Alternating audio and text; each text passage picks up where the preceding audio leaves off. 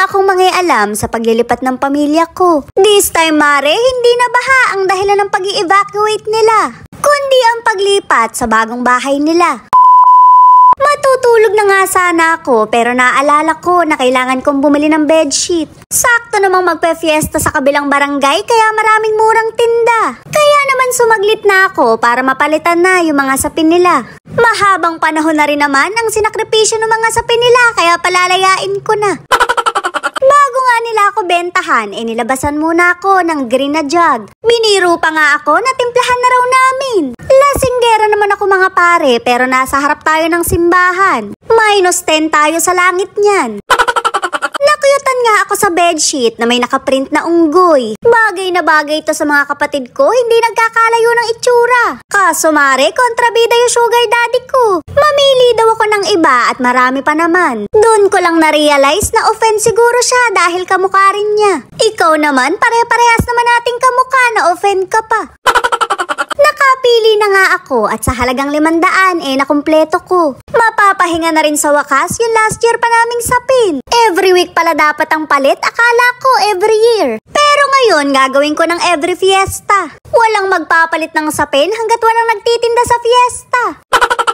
Shoot, Mare, gabing-gabi na pala. Pero okay lang yan dahil mamayang 12:00 pa naman mahahati yung katawan ko. Huwag kayong matakot dahil palengthwise naman yung hati ko.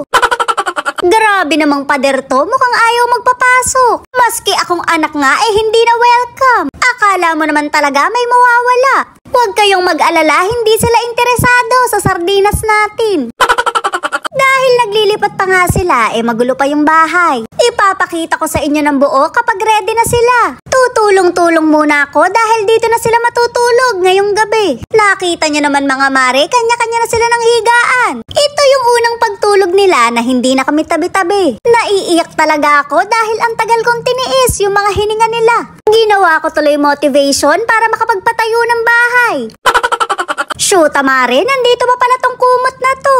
Abay, napakarami ng napagdaanan, ayaw pa rin palayain. Pati ba naman tong hotdog na ginamit nyo nung pinanganak kayo? Tapos na nga ako dito, kaya sa kabilang kwarto naman ako. Abay, may plastic pa nga, ayaw yatang maluma. Hindi ko na pala nalabhan yung bedsheet dahil sabi-kabi sa bago. Labhan na lang nila kung gusto nila, malalaki na sila.